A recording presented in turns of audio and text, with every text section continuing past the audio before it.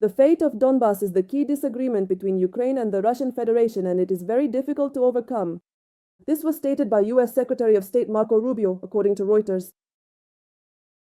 This is still a significant bridge that we still need to cross. It's still a gap, but at least we've managed to narrow these issues down to one primary central question. And that will probably be very difficult.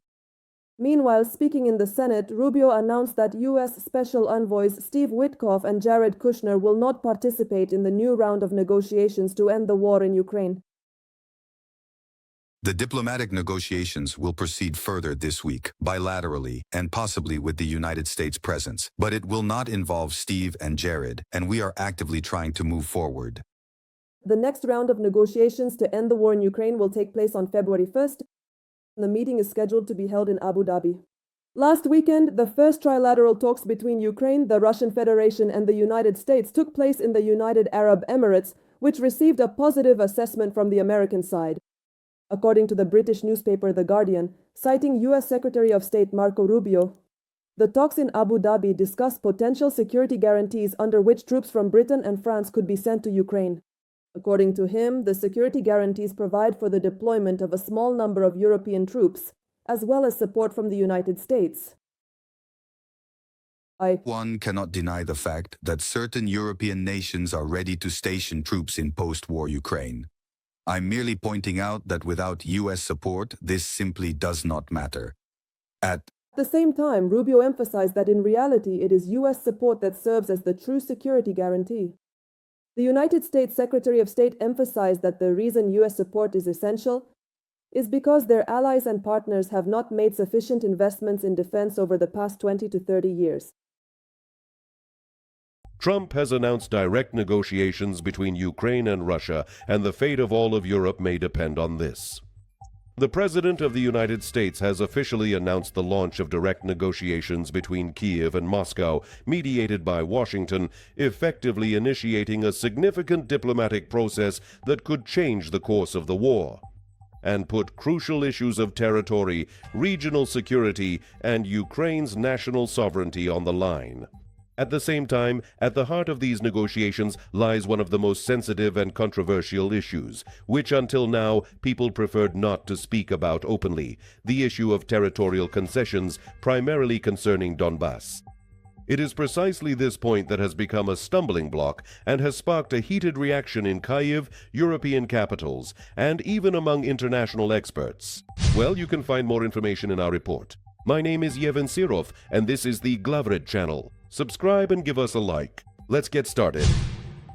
According to Ukrainian media, the statement about preparing direct contacts between representatives of Ukraine and Russia came from the United States. They emphasize that the negotiation should provide answers to the key questions of resolving the war. Sources claim that Kyiv expects Trump to provide a specific date and location for signing a historic document, which could become the basis for a future peace agreement and a security guarantee system for Ukraine. At the same time, Western analysts and diplomatic circles emphasize that the main contentious issue in these negotiations remains the territorial question, primarily the situation surrounding Donbas and Donetsk region. The Russian side maintains its insistence on control over the entire Donbas, encompassing those regions that are currently under Ukrainian jurisdiction, while asserting that these territories are a historical and inseparable part of Russia. Kyiv, on the other hand, categorically rejects any proposals regarding the transfer of lands that have been liberated or remain under the control of Ukrainian forces, emphasizing the preservation of sovereignty until the full restoration of the state's territorial integrity. The negotiations that have already taken place in Abu Dhabi in the format of trilateral contacts between the United States, Ukraine, and Russia have demonstrated the full complexity of this dialogue. The participants discussed the parameters of a possible ceasefire, mechanisms for controlling disputed territories, and formats for security guarantees after the end of the war.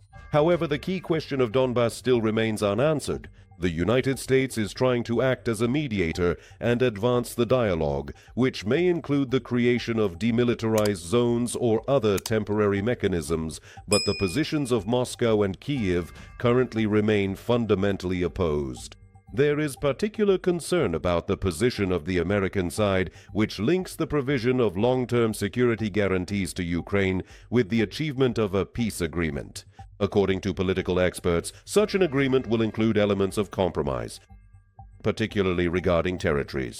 This has become an alarming signal for Ukrainian and European politicians, as for the first time, U.S. security guarantees are being directly tied to the content of a potential agreement with the aggressor state.